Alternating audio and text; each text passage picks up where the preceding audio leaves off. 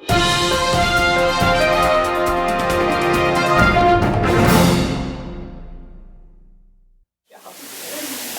I'll call the rescheduled March 14th meeting to order, which is now March 15th.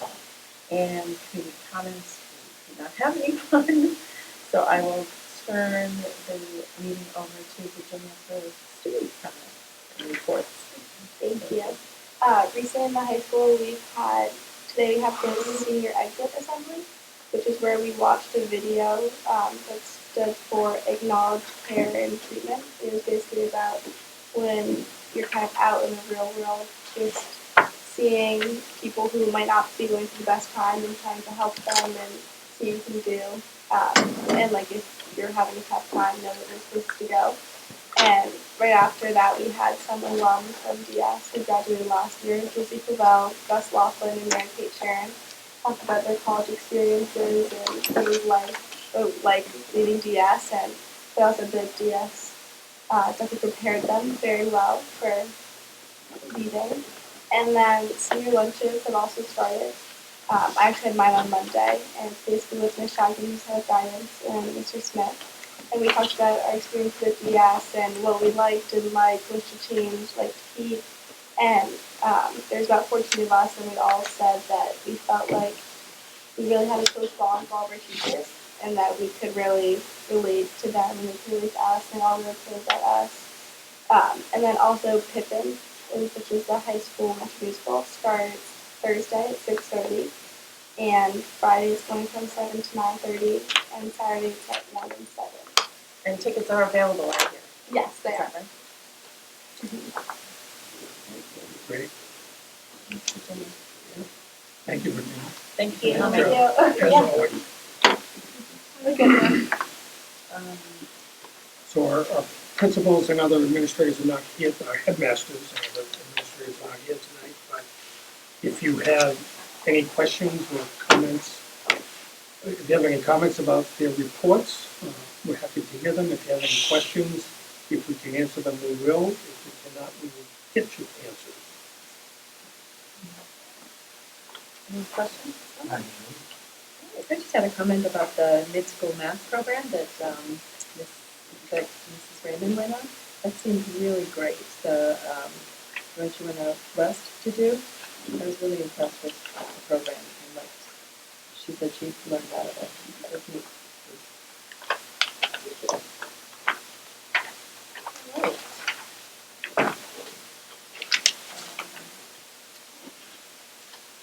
Were you going to cover assistant superintendent report? Same. Same? Same. Okay.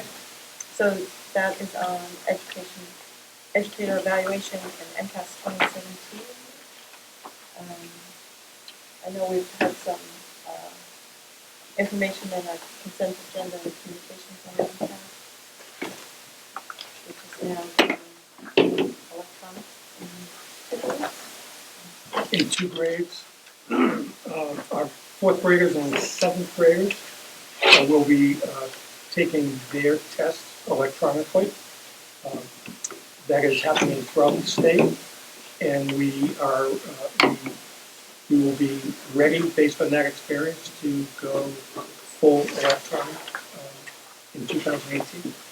So what is the recommended testing timing? Does that mean it's like optional this year and then they're going to try it out and it's required next year? Or I know they're going toward the end. I thought the computer was mandatory kind of like before making it up. I think Park was, Maybe it's Park part what was I'm thinking time of limited. that every time. Yeah. and maybe this new, So maybe this is their, I mean, recommended implies that they're not going to cut you off, but that it's trying to keep it. Yeah. Well, that's just great. And the scores on this? No, it says 3 through 8 is the recommended. The recommended Oh, doesn't right. have applies to all of them, so it's the paper and the computer. So are they transitioning to adding it to the time? Or is that up in the air? I do not know the answer to that, but we'll get that. and it looks like when we're doing computer-based tests in grade 8, that we're unable to test all students in that grade at on the same day. But I see things are split up by team. Or maybe Michael, did which bring it up, I think. class Right. is doing it I'd be interested to understand. Because in the past, they were all tested on the same day.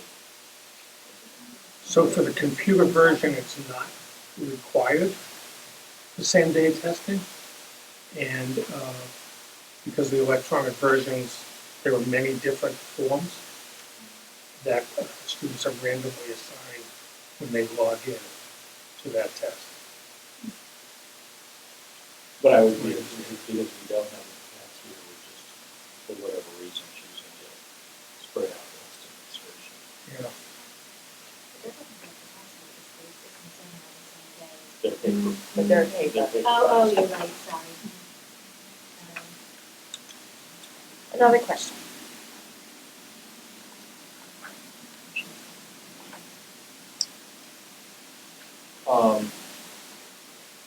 In parents section around evaluations and all, what kind of feedback will we get or reporting on the student component of the surveys? And will we have that by January? I don't know. Yeah, I don't believe we're getting any feedback on the student survey. Is there a legal requirement where we can't? You don't leave the school committee. Yeah, at some aggregated level, Yeah. understand how our students are feeling about teaching. Yeah.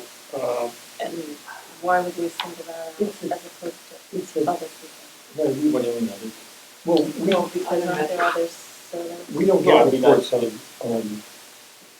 on teacher evaluations of any form whatsoever. Well, one point with the previous superintendent, we at least got the spread of who was in a 4-3. That's Two a good months idea. out. Really state. Yeah, just trying to work on Yeah. more information. that helps us So the region understand got that health of the- information last year. The information for 2016 has not been released yet by Betsy. That's why it hasn't been shared. But that's the only public teacher evaluation data that I'm aware of And that then is available. several years ago, we at least got that first time we did the graduating out a year and a half survey we did about. Right, but that's different.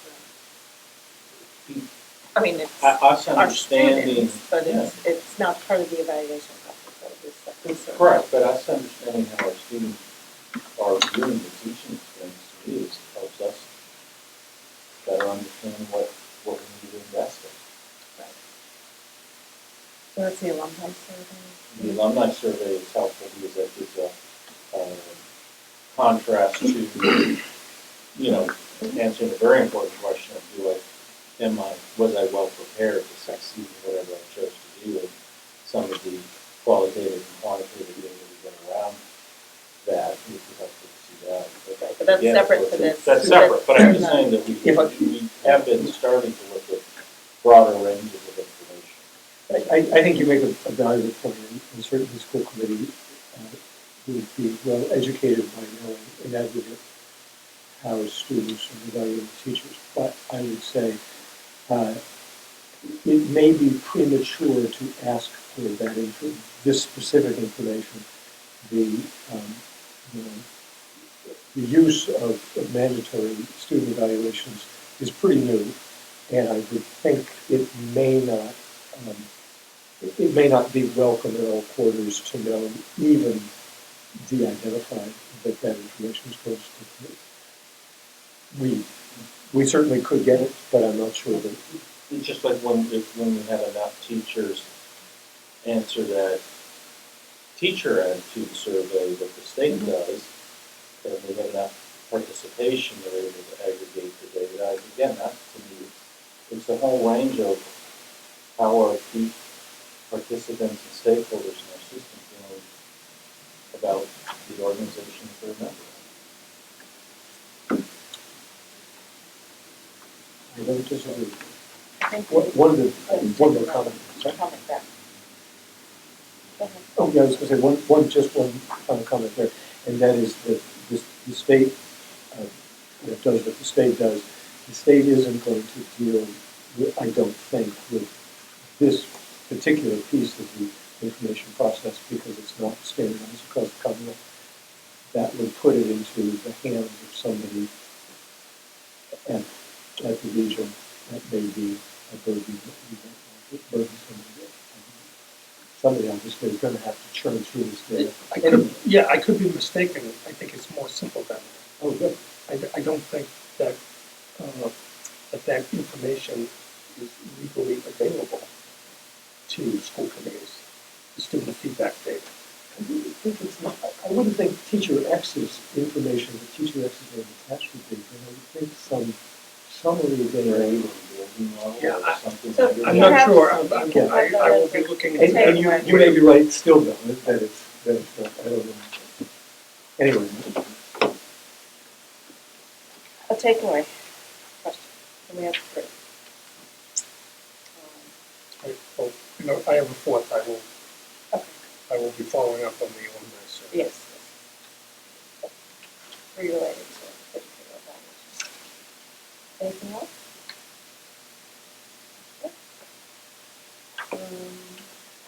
And then we go to financial reports. Yes, thank you. There are two pieces to the financial report tonight. The first is the fiscal year 2016 audited financials. You all received a hard copy of the audit report, and Dawn is going to introduce this for you. So we only have Mr. Brown here today because unfortunately Mr. Eggert's flight was canceled for yesterday and he could not reschedule it to get in this morning.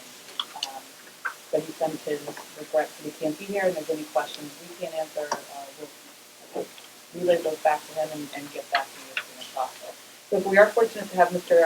Bob Brown here today, and he's going to give us a summary of the report and hit on a few highlights. good evening. Good evening. Hi there.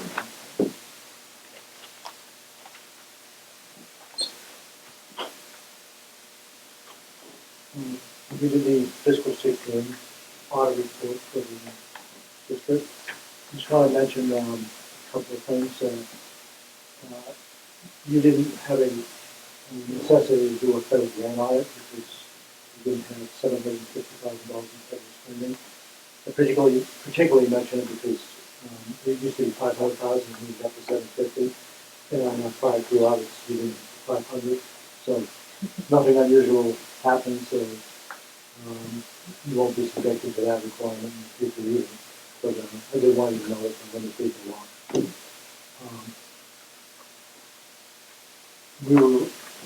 The district and our firm had everything we could do to point toward a December delivery, but with the new pension standards, we need the county to do certain reports annually. Those reports weren't ready in time to deliver in December, and that's why we've been delayed till now.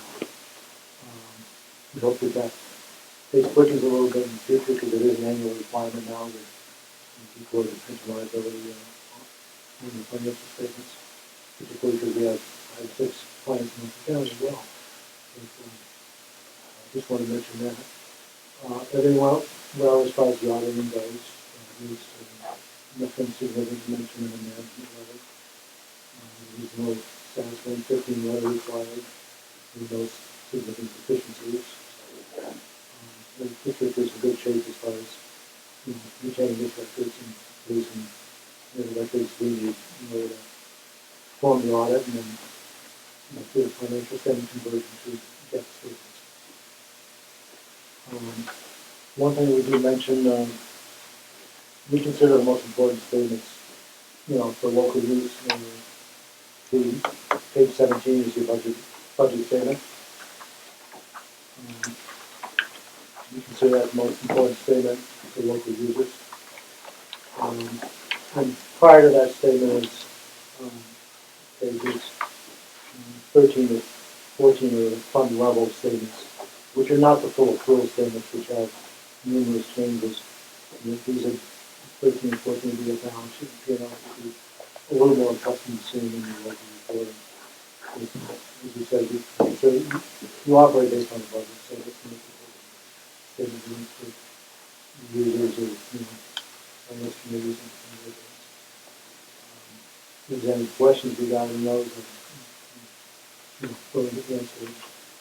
I did note, we did use $1.35 million in free cash toward the operating budget and toward paying down some bonds and capital projects. We know that it's going to continue to pay those things down in fiscal 17 pay all of them down.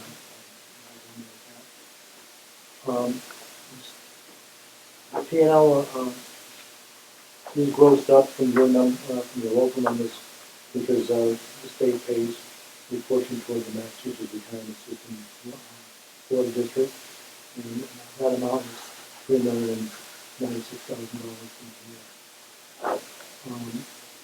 The prior two presentations, we've mentioned that fiscal 18, the GASB 75 becomes effective. That's your post-employment benefits rules. It was a few years ago we started phasing it in over 30 years. We've now changed that standard that full liability would be placed on your records for fiscal 18. Just to mention, just a very approximation. On page 41 it mentions the unfunded actuarial accrued liability under your last report, about $17,900,000. We've already recognized a little over $8.2 million on the financials. So there'll be an effect in fiscal 18 of about $9.6 million, adjusted for whatever is recognized in 17 and whatever changes in the new study will do before that anyway. Obviously, it takes effect for all governments, so it'll be compared to other governments equally. However, a lot of governments are starting to fund.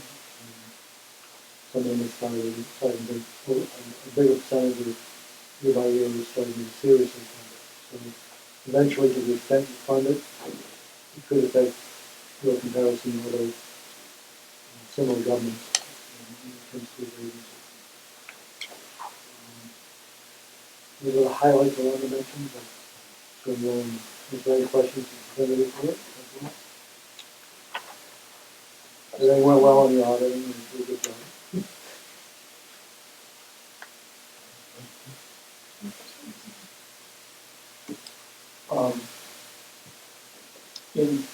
On the pension issues on page 49 and 50, it shows that the Norfolk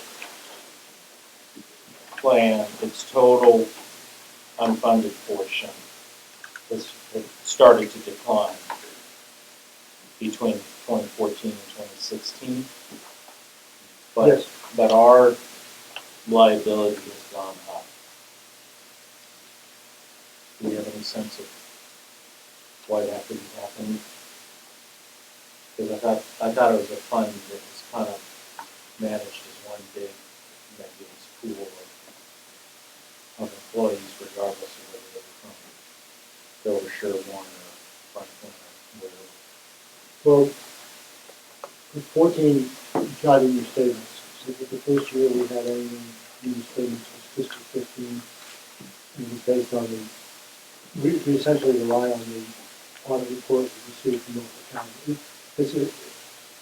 We get 3 reports from Norfolk County. We get an actuarial evaluation, we get an audit of the pension system itself, and a separate scheduled report where the auditors present an audited set of information.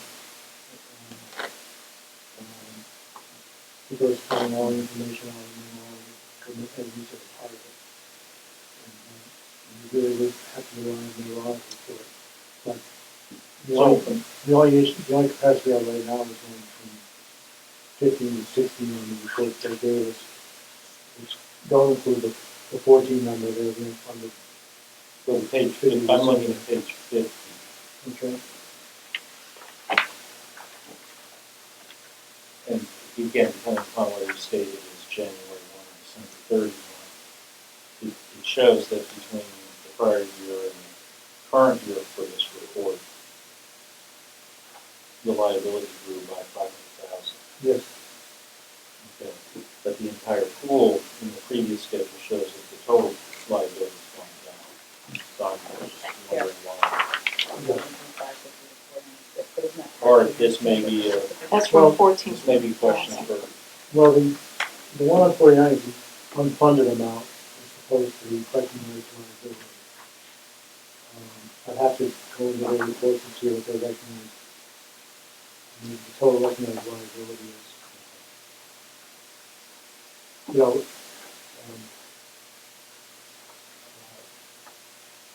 the recognized liability still is because it's unfunded. You have to look at the- what says share of net?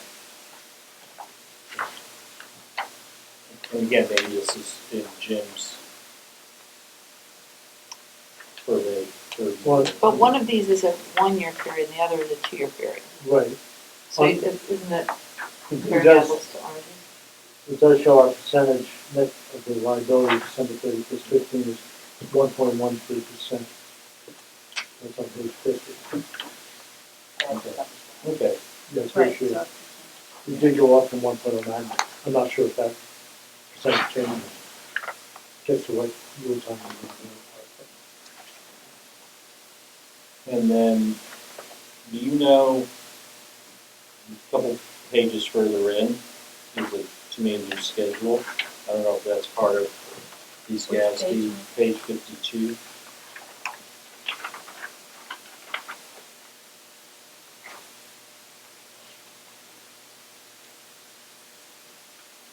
So, I think this is new from the past years. If I want to make sure I'm reading this correctly. Yeah. So as of 2016, our share of, if the Commonwealth was to divvy out the unfunded teacher liabilities, it would be 38 million.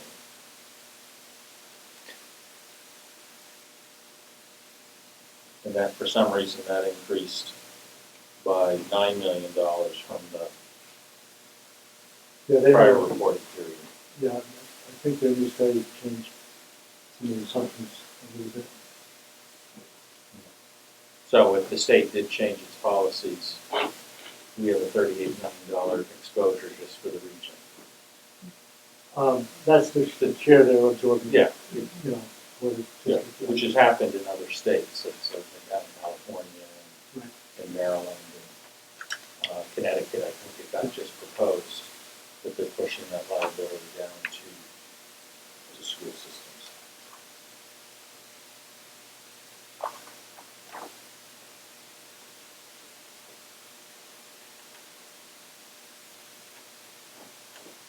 And then one question that's not related to the statements per se, but what I've learned from the statements is, I think there's over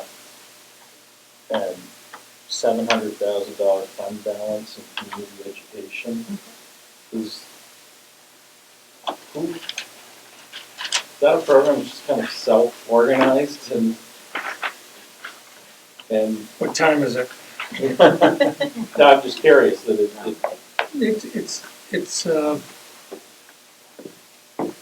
It's not self-organized. I mean, it's really remnant. It's overseen by the district.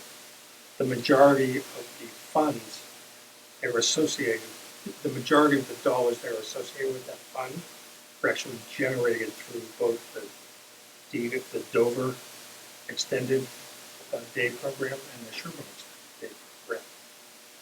oh, that's the source. Yeah. It's not the night classes Oh, in the no, high school where you can get your dog trained. That's I didn't. No, it is. Activity is in there? It is. Yeah. I know, but I. It's mostly DDoS. Okay, this is why I want. No, it's not generating that kind of, no, you're right. Yes, How's it you know. going gone up in price? Cooking classes are not generating that. No, it's But it's also a long-term building. I mean, it's been And it gradually- covers- yeah. right. And the It's CDC used to be in severe there, so expenses, do you remember when you had to make the big adjustments in the CDC? So are we confident then do any of the activities in those programs generate liabilities like pensions or other things that those programs aren't covering? The liabilities they're generating in both pension and Healthcare. healthcare are reflected in, I believe, right, are reflected in these audited statements. No, but are they like the cafeteria, which has its own fund statement, but we're paying out of our general fund the pension benefit costs, which are now 20% of salaries. Are those programs generating either OPEB or other liabilities that could theoretically be charged against some of those balances such that they run more on their So own the boat? cafeteria, Vita and Sheeta do absorb their percentage of our Norfolk County Oh, they are, assessment. Yeah. directly. So when that bill comes in, it's split by bill. And Vita, Sheeta, if they have any employees on healthcare, all their healthcare is paid through those Those funds. funds. Okay. But not the cafeteria workers. Not the cafeteria. No, there's an exception. And then OPEB, OPEB, well, right, OPEB, no, it's not. We don't identify, once they're retired, we don't separately identify where they came from and fill it back. so if we're sitting at the $700,000 balance. There's opportunity. Yeah, and I don't think it's Definitely unfair opportunity, it's just progressively getting, more consistent and aligning costs as these benefit programs escalate as a percentage of total compensation. Something that wasn't as meaningful 10, 20 years ago as now becoming. Just to give you, I would say between the DITA, Sheeta, and Community Ed, there's probably, I'd say 5 or 6 employees who take healthcare. So there are a lot of part-timers and a lot of, that kind of salary versus full-time employees. But it's just a situation where they've been slowly accumulating. Incrementally over many years. And so I believe there is opportunity there for further study in terms of for further study as well as for consideration when the district gets to the point where plans for developing an OPEB trust is taking place. Mm-hmm. Is there a vehicle now, given the way that Norfolk runs the pension fund, that if we chose to, we could try to bring down that liability faster? So because it's commingled, it's really not an option. I don't know if you can make additional payments to them and have it credited and segmented. Because that is the case in Middlesex. We have other governments that do put money aside for pension, but they retain the money, so we can't really count it toward it on financial statements.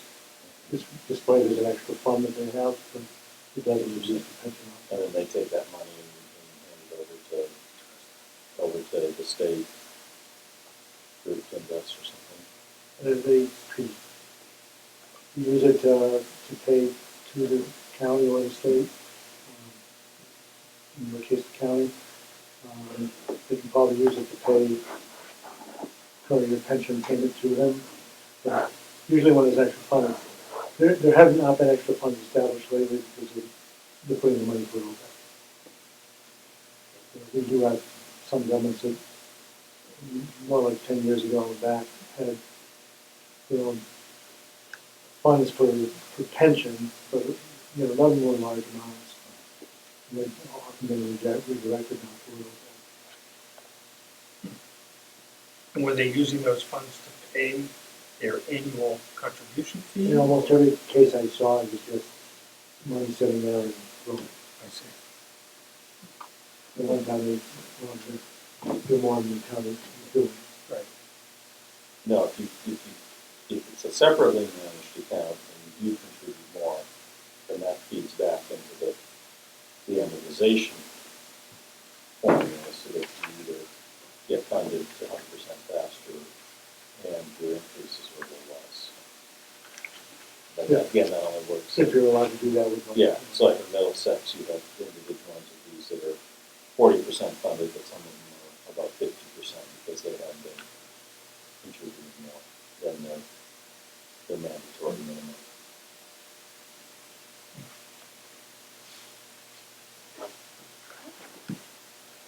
Any other questions?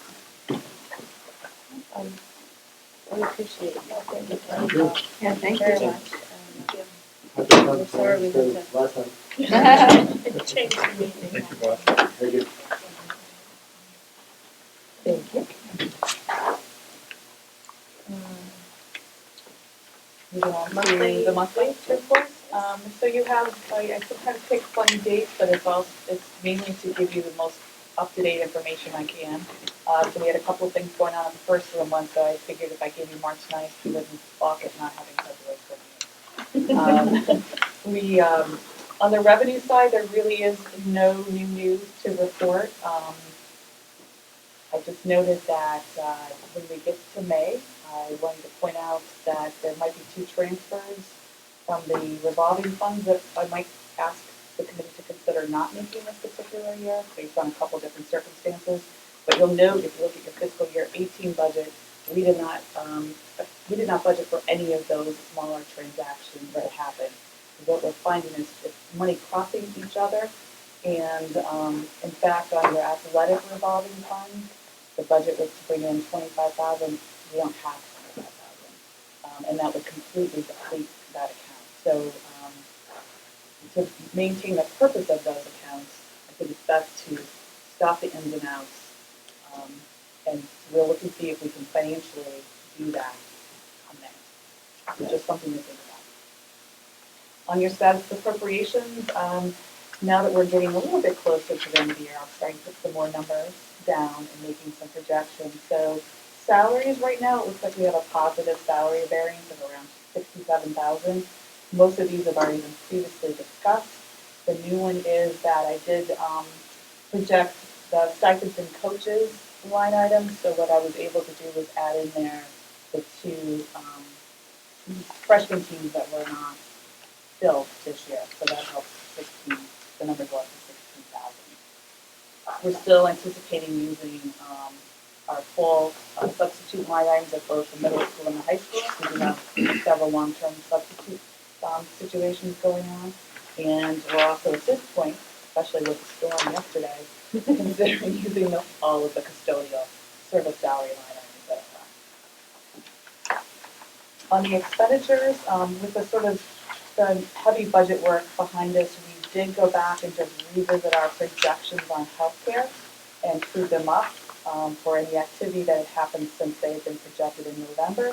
The active negative variance decreased slightly to 25,000 versus the 30,000 that we had reported in November. And on the retirements, we actually thought we had been projecting that to be 0. And we are able to project a positive variance there of 8,500 based on some enrollment activities that have taken place during that time frame. And that's mainly retirees who have aged into Medicare versus taking a full plan, and also a few employees passing.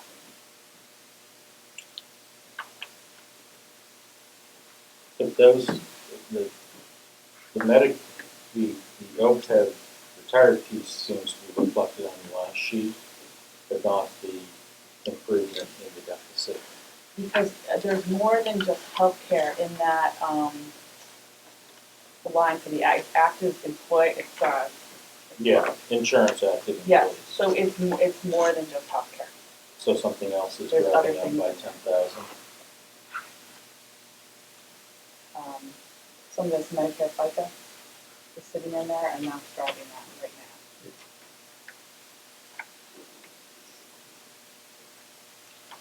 I know you always think that's healthcare only, but it's workers, it's like 5 Yeah, different we things. got Life insurance. Yes. The kind of the ins and outs you talked about on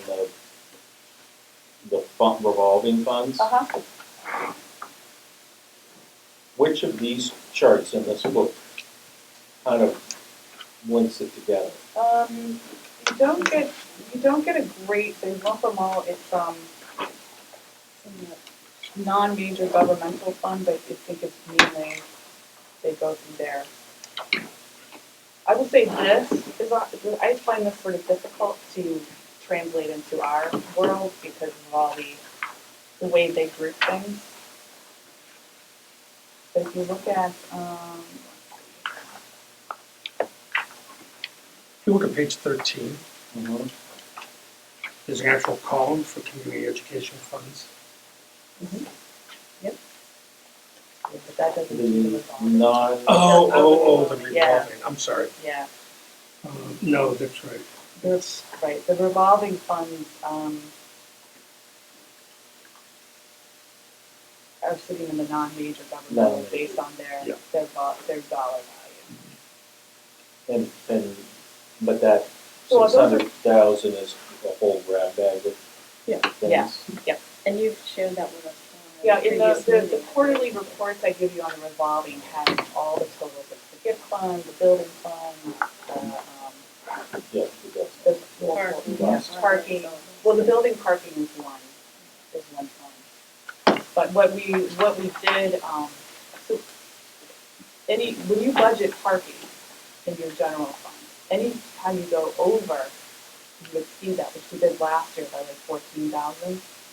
That the policy is that gets transferred to the building parking fund. But then also you budgeted last year for 20 to come in from. So we had 14 going out and 20 coming in, and it just really is a little messy. So with 18, what we did was we increased the parking to what we really thought you might get to negate having to bring in the 20,000 from the building. And I think we're also being more aggressive on things that should be charged to the building fund. You know, charging them to the building fund versus saying we're going to charge them to the general fund and bring 20,000 in from the building fund to cover expenditures. Basically, is what we're So doing. then the building fund besides parking that's increased by Rental. rentals that exceed the Field, mud. rental line. No, the rentals go right to the revolving Got it. fund. So we've got parking that goes to the general fund, but the building rentals go to the building revolving fund. Yes, the charging off of building expenses to the fund rather than running it through the operating budget would be on it. Could merit some discussion. It just seems like we lose visibility to the operating costs of the building if we do too much of it in a sense. Oh, but you're not doing, I mean, it would be things that's specific to the groups that are renting the space. Okay. That's Yeah. what it is. It's like if they damage something. Yeah, or, since we're having some electrical wiring done for groups that come in for performances and lunch. So it's mainly for the performances and lunch, so Okay. something like that. Yeah, I mean, it's not big dollars at all. Anything large is definitely brought before the committee. My ears just pricked up. So a group comes in and says, in order to do a performance, we're going to need X, Y, and Z, and that happens. And it gets paid for out of a predetermined fee, not, we can make that happen if you pay for it Well, above and beyond. it's not them coming in and saying it needs to happen. Like, it's not them coming in and saying we need it happen. But I didn't say the example you were giving. Well, because there were some compliance issues that we needed to bring in the auditorium up for the type of equipment and such that they'd be using, plus we may be using it in the future. But as a rule, we don't have groups coming to us saying, No. I need this. No, not at all, no. What I meant was things that have to be done to make the venue appealing to people to rent it. Yeah, and another example, though, I think, is that we have porta potties out there. And the porta potties are there for groups that are using the facilities, non-school groups.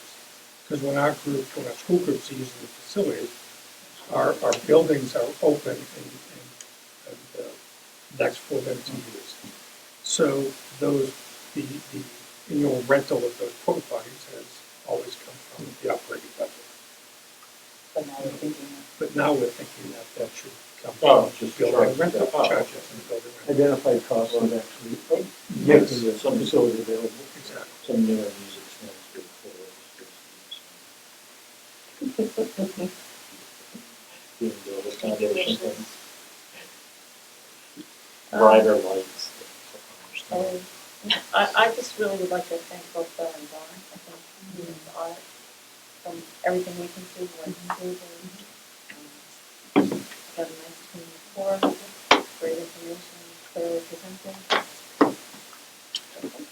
You're welcome, thank you. Not to belabor this, but one more point on the financial report, just really a heads up that we will be moving forward during the April break to install 3 sets of the handicapped accessible doors.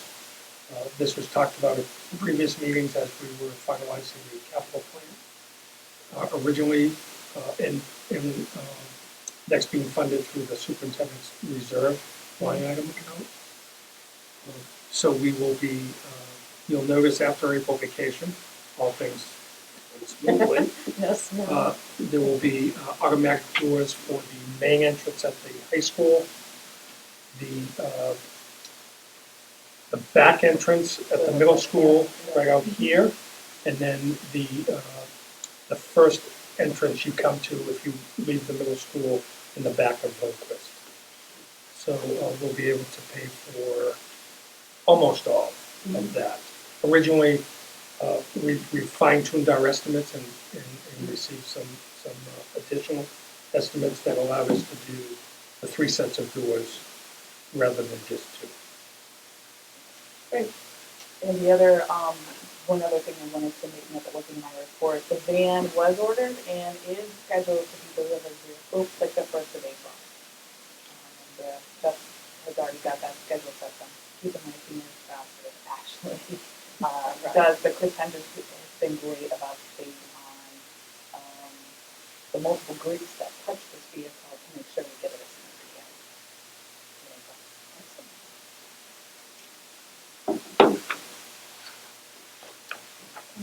Next on our agenda is annual vote on school choice.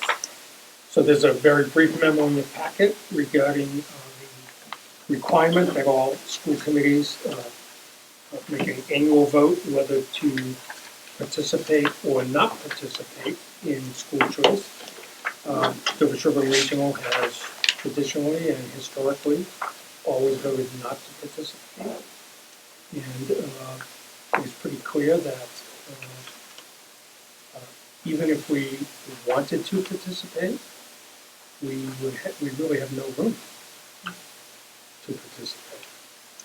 So I would recommend that the regional school committee vote to not participate in the school choice program for the next school year. Any discussion before I call for that? So I'll invite a motion for the Dover-Sherborn Regional Schools to not participate in the school choice program for the 2017-18 school year. Those in favor? Motion.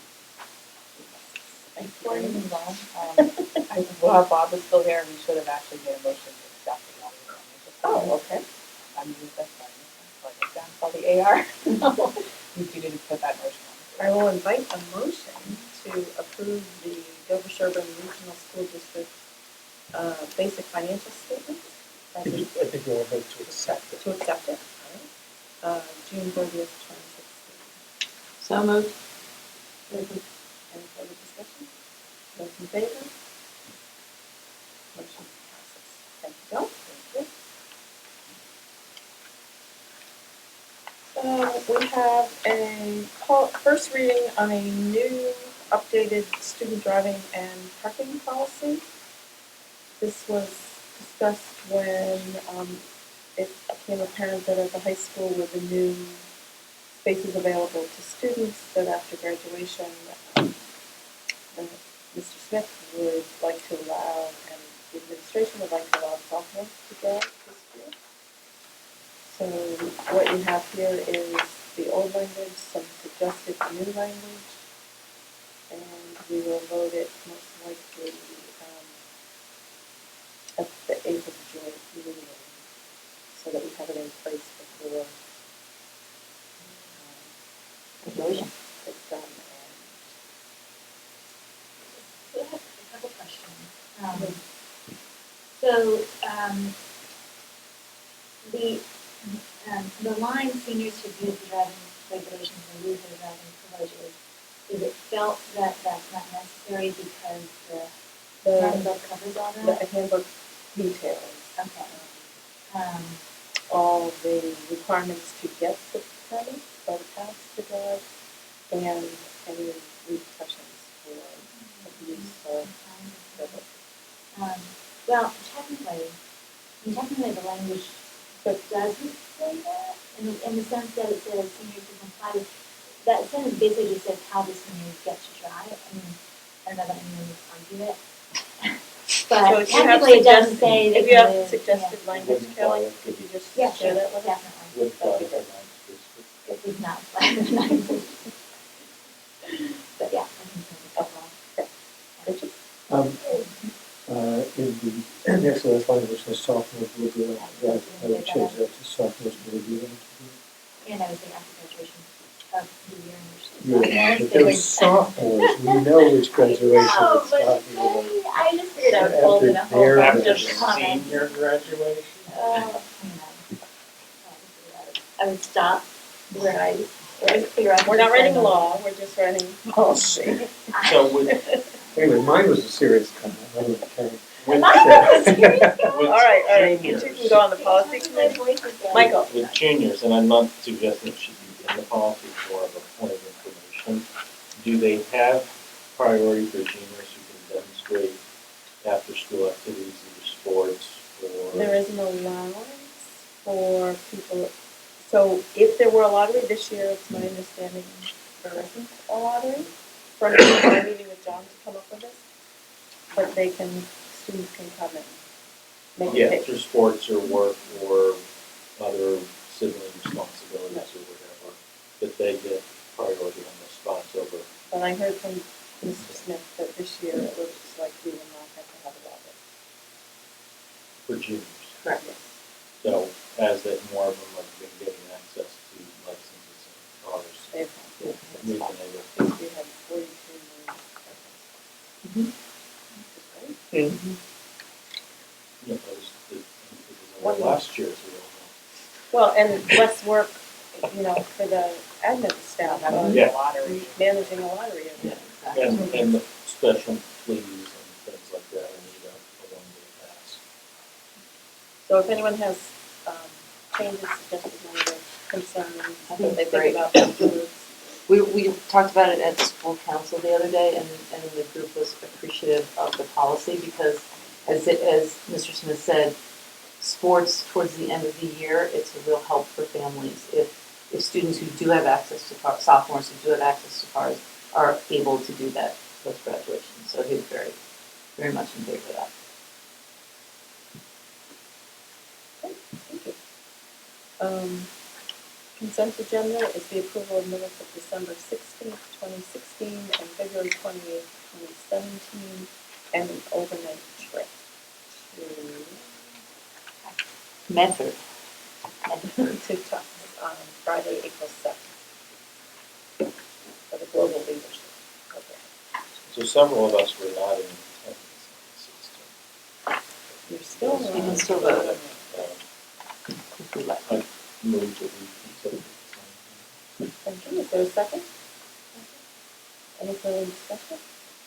No. Those in favor? Consent agenda passes. Communication, There is one late communication. It's an updated or an adjusted enrollment projection. I very much appreciated Mr. Robinson's comments from the last meeting, noting the numbers over time, that actually it's like enrollment would be decreasing as opposed to being stabilized. And going back I adjusted the formula, which is shown in the second to the left-hand column in red. Those numbers represent the 162, 184, 178, et cetera, represent the number of fifth graders enrolled at Chicory and Pine Hill in the previous year. So the 162 represents the number of fifth and sixth graders currently enrolled. And so the movement from grade 5 to 6 over a 3-year period has represented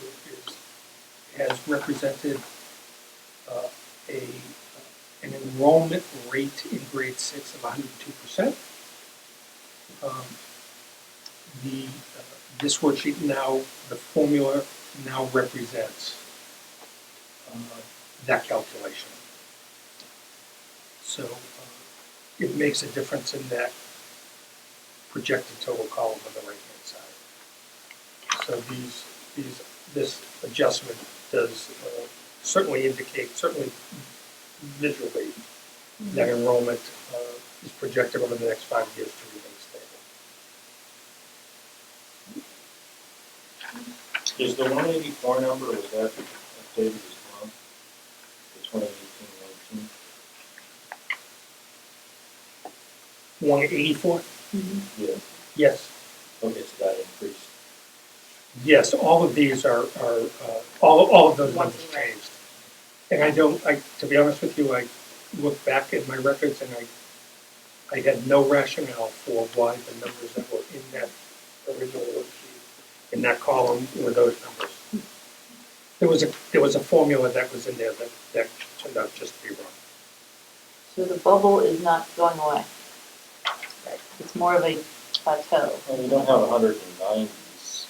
No, but we're more Yeah, but spread. look at the total. But the total, we're basically as high as we've. It's like, Each the state. current fifth grade is almost the bottom, and then it starts going way back up. Right. So it's like, Yeah.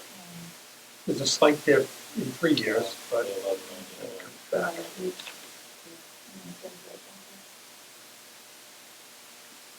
Interesting.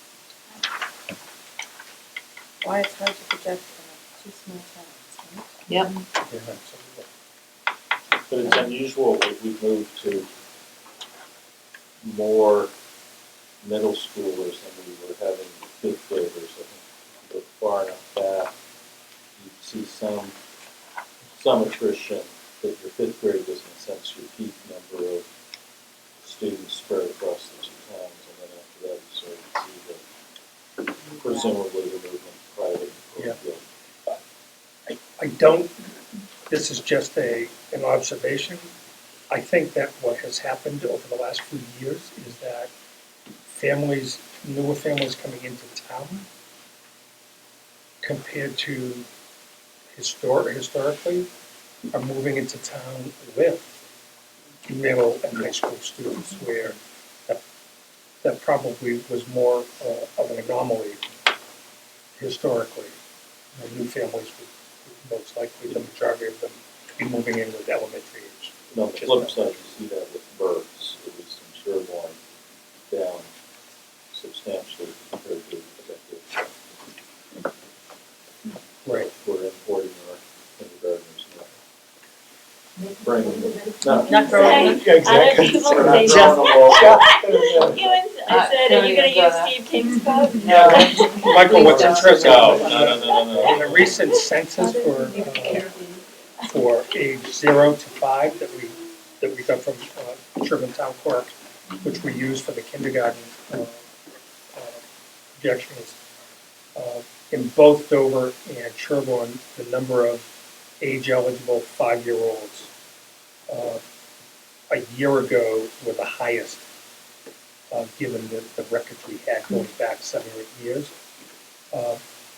This year, the numbers in both towns actually dropped by about almost a dozen. However, in Sherborn in particular, the number of 4-year-olds students or potential students on the census was equal to last year's fifth grade eligible number. And that number has a whole nother year to grow. So there's some interesting dynamics at play in both communities. In Dover, the house sales for the year ending in 2016 almost doubled from 2015. In the January 2017 sales, compared to 16, where there was, I don't have the numbers, maybe 8 or 5 sales in January, to like 20-something in January of 17. We assume that it is nothing, that many house sales bring new students into the district. That's the assumption. We probably stop worrying about 40B and start worrying about just the new churn. I don't think we can stop worrying. No, I don't mean, but, Or B.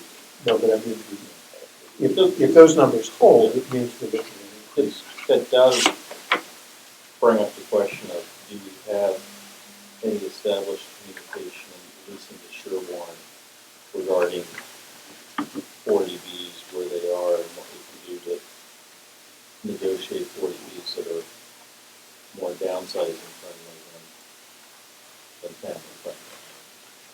Is that pipeline, I don't think anyone has an answer on when that pipeline could be shut off, because we're so far off from the 10% so far, where it's not clear when we get credit to the so far, or the project that could be in the pipeline.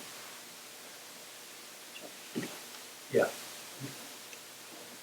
I'm not sure when the requirement is considered met. And there's still 100 acres that are in play. Yeah.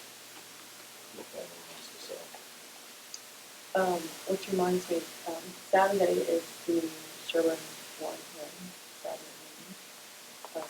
And so today, I haven't confirmed the choice, but I heard from Mary, we won't have a presentation, we'll just be there for if there's any questions. And Monday is Dover's Warren hearing, and they do have a presentation. Lauren will be doing a presentation. We'll go away and help last weekend as well. Is that town hall, is that right? Townhouse. Townhouse, Whatever. I think it's a 7:30. it is 7:30. 7:30 start. And Sherborn's 8:45 start. Oh, it's 8:45. And I think it's 8 on the Wait. so 8:45. It's probably posted at 8 because advisory is there, but the thing that comes in the mail to your house, the flyer says at 8:45. We'll confirm that tomorrow. Okay. Want us to send that out? Confirm the start time. Somebody, Sherman folks, may or may not go. So that's it. Awesome. Adjourned. And is Maggie Future officially agenda on the, Oh, Yes. I have to make over to You guys can Metco, which I assume again is It's joint, January, but I yeah. want to make sure. Yeah. And No, I'm just going to keep agitating until I get on the agenda. Two things. That policy of 20 years. 20-year contract policy, and what do we do about Spanish? The foreign language, world I language don't know in how to general. speak it. No, what do we do about What? the How, middle school when Spanish my program? class this year and 2 more years. English is a foreign language, Spanish elementaries moving. Well, I get That's that, what I get. but the questions then they also have implications for French and Latin. That's right. All right. Yes. We think that's good. Yes. No, it is, I know, because Kelly Egan, who was on the initial committee with us, is still in contact, and so they're going down and watching, I don't know why they're doing that. They're going over to the 2 schools, and they're actually watching the current program to get a better idea of sort of how it is, the implications, and so her wheelhouse is already turning into how then they will roll it out once it hits the middle school. That's excellent to hear. I think, correct me if I'm wrong, I think the first year of impact is not next year, but the year after that, right? So whatever she's doing, which sounds terrific, this board is going to need. Oh, absolutely, right, but the entire they year don't to think have about how to anything do it. to really bring to you at this. I'm not sure. Well, and that to, this is gonna be as much to deal with. I mean, Well, then No, I don't know. yeah, no, I agree with you that we should be thinking about it, but my guess is that those students are honestly a couple months ahead. I'm not to, I mean, maybe I'm wrong, I but hope it's you're like, wrong. Yeah. And I are they only say really that, here? But I don't, They're I'm getting two hours a week. so to Exactly. tie it back to the conversation we just had, But there's over 6 also years. interesting implications for families moving in. Correct. Who move into the middle school right. or fifth grade, and I think there's also, it would be interesting to support the request that we sooner rather than later, but at least get those issues on the table. so just to explain that, we'll need to see obviously what the report is. I sure hope that the answer is that we didn't have, because I would say any other result would be an extraordinary waste of the town's money. It was certainly not sold as a couple of months, it was certainly sold. Well, let's wait. Right, let's wait, yeah, Let's let's wait wait here. before we jump We to. have no When idea the what's meeting closed, yeah. we can talk a little bit, but I didn't Yeah. necessarily see it only as a language program. So we're adjourning. Yeah. Okay. Yes. Now How many we- classes should Richard have- and I are I gotta run. So should that be